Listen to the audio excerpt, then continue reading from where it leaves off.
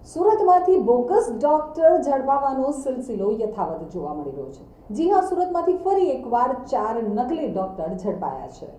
સુરતમાં વધુ એક વખત બોગસ ડોક્ટરોને પોલીસે ઝડપી પાડ્યા છે। જી હા, બેસ્તાન પોલીસ દ્વારા માણસોની અલગ અલગ 22 ટીમો બનાવી અને ડિગ્રી વગરના ડોક્ટર બની ક્લિનિક ચલાવતા ઇસમોને શોધી કાઢવા તપાસ હાથ ધરી હતી। તો બેસ્તાન પોલીસ દ્વારા જિલ્લા મુખ્યાલય આરોગ્ય અધિકારી, જિલ્લા પંચાયત સુરતની ટીમના સભ્યોને સાથે રાખી અને ટીમના માણસો દ્વારા બેસ્તાન પોલીસ સ્ટેશન વિસ્તારમાં ચેકિંગ હાથ ધરવામાં આવ્યું હતું। પોલીસે દરેક જગ્યાએ ડમી પેશન્ટો મોકલી અને ખાતરી તપાસ કરાવી હતી। તો ભેસાણ વિસ્તારમાંથી 22 તબીબોને ચેક કરતા તેમાંથી કુલ 4 બોગસ તબીબો દ્વારા ક્લિનિકો ખોલી આવવામાં સામે આવ્યું હતું। પ્રવૃત્તિ કરવામાં આવતી હોવાનું બહાર આવ્યું છે। તો પોલીસે 4 બોગસ તબીબોને ઝડપી પાડી તેઓના ક્લિનિકમાંથી અલગ અલગ પ્રકારની દવાઓ, ઇન્જેક્શન, સિરપ સહિત 26,802 રૂપિયાનો મુદ્દામાલ જપ્ત કરી કાયદેસરની કાર્યવાહી હાથ ધરી હતી।